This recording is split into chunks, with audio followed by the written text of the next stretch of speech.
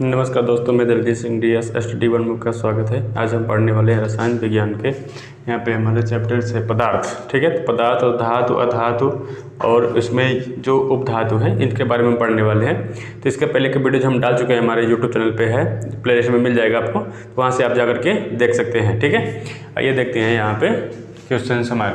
ठीक है, तो पहला क्वेश्चन है किसके अणुओं के बीच आकर्षण बल अधिक होता है? ठोस का। किसके अणुओं के बीच आकर्षण बल सबसे अधिक होता है? ठोस के अणुओं के बीच में सबसे ज़्यादा आकर्षण बल लगता है। दूसरा पॉइंट है अभी तक वैज्ञानिकों द्वारा कितनी अवस्थाएं तय की गई हैं? तो कितनी अवस्थाएं तय की गई हैं? 5 अवस्थाएं। ठीक है, तो यहाँ पे जो वैज्ञानिकों के द्वारा कितनी अवस्थाएं? 5 अवस्थाएं हैं, जो ठोस, द्रव, गैस और आपका धातु, इसी प्रकार से यहाँ पे अवस्थाएं होती हैं। तो ये 5 अवस्थाएं तय की गई हैं। ठीक है, तो यहाँ पे तीसरा नंबर है विसरण अत्यधिक तीव्रता से होता है। किसमें होता है? गैसों में। जो विसरण होता है मतलब फैलाव जो कार्य होता है, जो फैलने की क्षमताएं होती है, वो किसमें? गैसों में सबसे अधिक होती हैं। ठीक है, चौथा है चीनी का घोल वायु, दूध, मीथेन में शुद्ध पदार्थ है। तो इसमें से शुद्ध पदार्थ, चीनी का घोल तो शुद्ध पदार्थ नहीं है, वायु भी शुद्ध पदार्थ नहीं है और दूध भी शुद्ध नहीं है। मीथेन हमारा क्या है? शुद्ध है। तो शुद्ध पदार्थ क्या है? मीथेन। कौन सा है? मीथेन हमारा कैसे है? शुद्ध पदार्थ है। ठीक है, यहाँ पे 5वां है मिश्रण प्रकृति में से हो सकता है समांगी और विषमांगी। मिश्रण प्रकृति में हो सकता है। कैसे? प्रकृति में जो मिश्रण होता है वो समांगी हो सकता है या फिर विषमांगी हो सकता है। जिसमें क्या होगा? 2 या 2 से अधिक तत्व मिले होंगे तो हो गए होंगे समांगी मिश्रण होगा। और जिसमें 2 या 2 से अधिक तत्व ना मिले हों, मतलब मिलाए जाए फिर वो दोनों आपस में क्या हो, मिल ना सके, उसे क्या कहते हैं? विषमांगी मिश्रण। ठीक है, तो यहाँ पे आपको समझ में आ गया होगा। छठा क्वेश्चन है एक मिश्र धातु किसका उदाहरण है? ठोस विलयन का। जो एक मिश्र धातु होता है वह किसका उदाहरण होता है? ठोस विलयन का एक उदाहरण होता है यह। ठीक है, 7वां है यहाँ पे कौन सा विषमांगी मिश्रण है? इसमें कौन सा विषमांगी मिश्रण है? चीनी में पानी का घोल ये भी कैसे हो जाएगा? समांगी मिश्रण हो जाएगा, क्योंकि यह चीनी में क्या हो जाएगा? पानी घुल जाएगा, तो ये समांगी मिश्रण हो जाएगा क्योंकि इसमें मिल जाता है। पीतल भी कैसे है? समांगी मिश्रण है, क्योंकि यहाँ पे केवल एक ही धातु से मिलकर के बना हुआ है। दूध हमारा क्या है? ये विषमांगी मिश्रण है।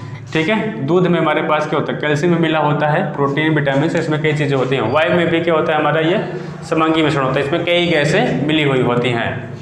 ठीक है, तो यहाँ पे 8वां क्वेश्चन है वायु एक है क्या है? 2 तत्वों और यौगिकों का मिश्रण। वायु क्या है? 2 तत्वों और एक यौगिकों का मिश्रण है। तो यहाँ पे 2 तत्व कैसे होंगे देखेगा, H2O। तो इसमें कितने हाइड्रोजन के 2 अणु हैं, ऑक्सीजन के कितना है? 1 अणु है। तो यहाँ पे यही बोला है, यहाँ पे हाइड्रोजन के कितने तत्व?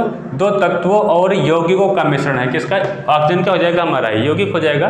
तो 2 तत्वों और एक यौगिकों का मिश्रण है यहाँ पे। तो ये हमारा क्या हो गया? हवा हो गया है, वायु।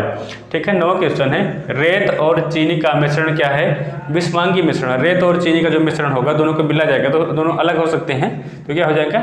विजातीय मिश्रण हो जाएगा, या फिर क्या हो जाएगा? विजातीय मिश्रण। ठीक है, यदि अमोनिया गैस तो कपूर क्या है? यदि अमोनिया क्या है? गैस है, तो कपूर क्या हो जाएगा? हमारा ठोस हो जाएगा, क्योंकि कपूर कैसे होता है? मिलता है हमें ठोस की अवस्था में मिलता है। जब हम कपूर खरीदते हैं तो अभी क्या हो जाएगा? ठोस। सामान्य पदार्थों के भौतिक अवस्थाओं में शामिल नहीं है। सामान्य देखिएगा, सामान्य पदार्थों के भौतिक अवस्था में शामिल नहीं है। क्या होता है? कोलाइड। ठीक है, कोलाइड हमारा क्या होता है? सामान्य भौतिक अवस्था में शामिल नहीं होता है। ठीक, तो यहाँ पे देखिएगा धातु, अधातु और उपधातु में, तो यहाँ पे हम आपको बता दें कि ये हम किताब जो है Khan sir GS research centre से जो है उनकी किताब हमने परचेज़ की हुई है, उसी किताब से हम आपको ये पढ़ा रहे हैं, आप इसे देख सकते हैं। ठीक है, तो ये किताब है और इस किताब के माध्यम से हम आपको क्या है पढ़ा रहे हैं। इसमें जो भी क्वेश्चंस लिखे हुए हैं इसी किताब की सब है, और इसमें जो भी क्वेश्चंस आए हुए हैं, मतलब आप देख सकते हैं कि इसमें सभी क्वेश्चंस किसी न किसी ईयर में ग्रुप D रेलवे में आए हुए हैं, क्योंकि ये रेलवे के लिए स्पेशल है। ठीक है, तो इस किताब से हम पढ़ा रहे हैं आपको। ठीक है, यहाँ पे देखिएगा क्वेश्चन एक धातु, अधातु और उपधातु में क्वेश्चन है प्रकृति में विद्युत धनात्मक होता है। कैसे होते हैं? धातुएं कौन से होते हैं? प्रकृति में विद्युत धनात्मक होता है। क्या होता है? धातु होता है जो प्रकृति में विद्युत का धनात्मक होता है। ठीक है। क्वेश्चन नंबर 2 है, धातु में एक मुक्त इलेक्ट्रॉन के पथ का आकार होता है वक्र। कैसे होता है? जो इलेक्ट्रॉन होता है नाभिक के अंदर, जैसे यहाँ पे नाभिक होता है, ये हमारा नाभिक के अंदर कौन सा है? इलेक्ट्रॉन चक्कर लगाता रहता है। तो इलेक्ट्रॉन जब चक्कर लगाता रहता है तो इलेक्ट्रॉन का कैसे है? वक्राकार में चक्कर लगाता है। वक्र मतलब एक गोलाकार में लगाता है, तो इसे हम क्या कहते हैं? वक्र। इलेक्ट्रॉन का कैसे पथ है? वक्र है, ठीक है, वक्री है। तो यहाँ पे तीसरा है, धातुओं की पतली चादरों के रूप में परिवर्तित किए जाने की क्षमता को क्या कहा जाता है?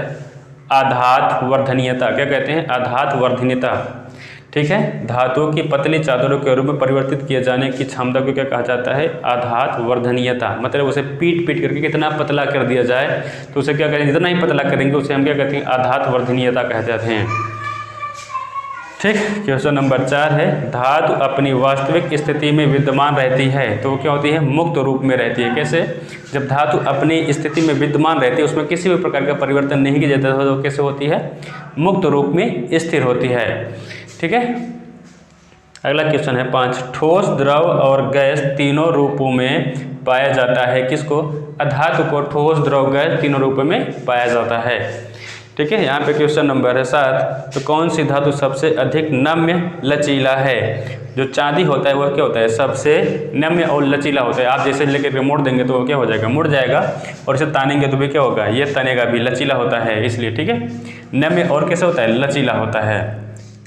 7वां है, धातु कच्चे ताप पर तरल होती है। कैसे होती है? ब्रोमीन। जो अधातु होती है, बल्कि अधातु कच्चे ताप पर तरल होती है। कच्चे ताप पर मतलब जो एक सामान्य ताप होता है वो हमारा कच्चे ताप होता है। तो सामान्य ताप पर कौन सी धातु कैसे होती है?